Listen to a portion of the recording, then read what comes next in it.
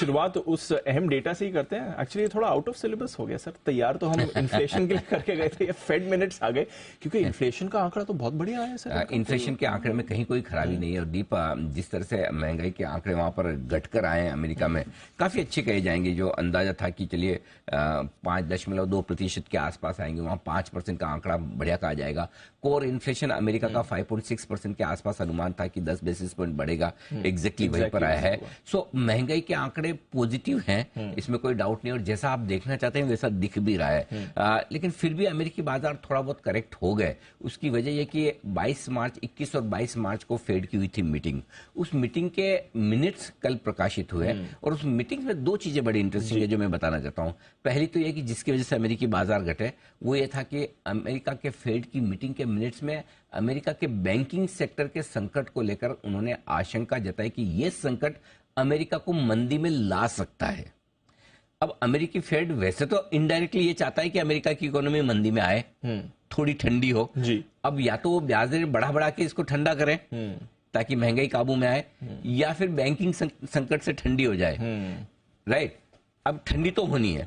ब्याज दरें बढ़ाकर ठंडी करने का फायदा यह है कि आप उससे महंगाई को निपट लेंगे, राइट। लेकिन अगर खाली बैंकिंग संकट से अमेरिका की अर्थव्यवस्था मंदी में जाती है, तो फिर महंगाई घटेगी कि नहीं घटेगी इसकी गारंटी नहीं है, राइट। सो आई थिंक ये थोड़ा सा डर था बाजार में। अदरवाइज फेड की मीटिंग के मिनट्स में ऐसा कुछ नहीं है जो हमें नहीं पता, पहले से नहीं पता। मार्च के पहले हफ्ते में अमेरिका का बैंकिंग संकट आया था, यस सर, करेक्ट, यस। 22 मार्च को मीटिंग हुई, उस समय टॉक ऑफ द टाउन यही था। आपको याद होगा हम बात यही कर रहे थे कि फेड क्या बोलता है संकट को लेकर, एग्जैक्टली, बड़ा है, छोटा है, गहरा है, अच्छा है, खराब है, और वही उन्होंने बोला जी। और उसमें भी यहां तक भी डिस्कशन हुआ, सारे फेड के मेंबर्स जो है जो मीटिंग में बैठते हैं उनमें डिस्कशन हुआ भाई कि ब्याज दरें रोक लें क्या, अभी बढ़ाए नहीं, क्योंकि ये जो संकट आया था क्यों आया, एसवीबी वगैरह बैंक जो मुश्किल में आए इस वजह से आए कि तेजी से ब्याज दरें बढ़ रही थी, उनका एसेट लायबिलिटी मिसमैच हो गया, बॉन्ड पोर्टफोलियो में मार्केट लॉस आ रहे हैं, वो उनकी बैलेंस शीट खराब कर रहे हैं। तो क्या हम ब्याज दरें बढ़ाना रोक दें?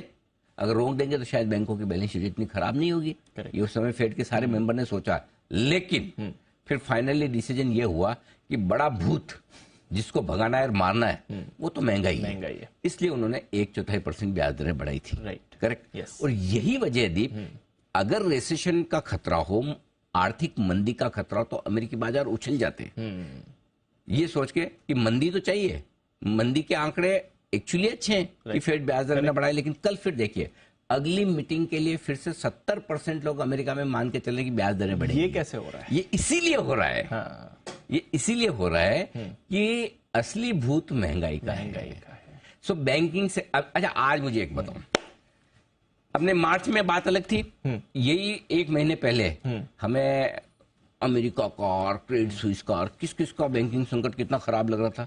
आज कोई बात कर रहा है? नहीं कर रहा है।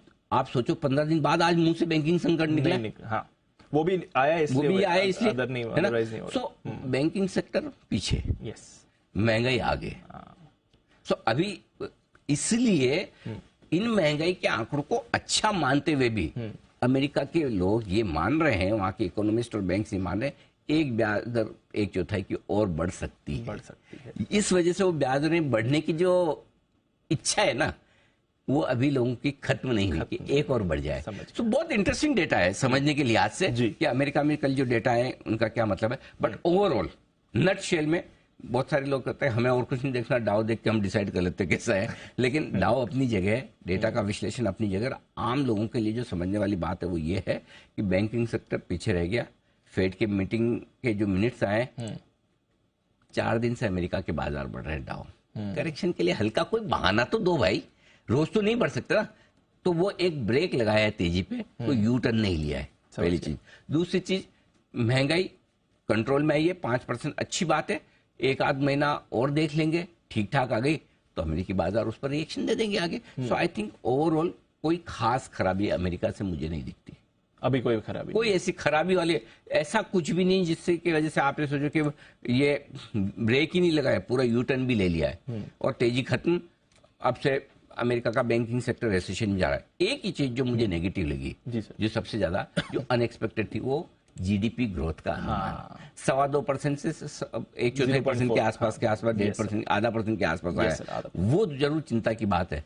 लेकिन आज अगर सिर्फ मैं ग्रोथ के लिहाज से देखूं, चिंता है, लेकिन अल्टीमेटली तो अमेरिका में अगर ग्रोथ स्लो होगी तो महंगाई कम होगी ही।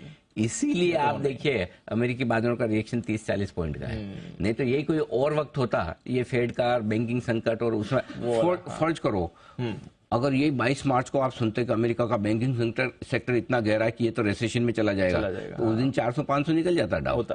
बिल्कुल, आज मिनट पढ़ के फर्क नहीं पड़ रहा। तो सिंपल है, इसको प्रॉफिट बुकिंग के तौर पे देखिए, आगे बढ़िए। ठीक है।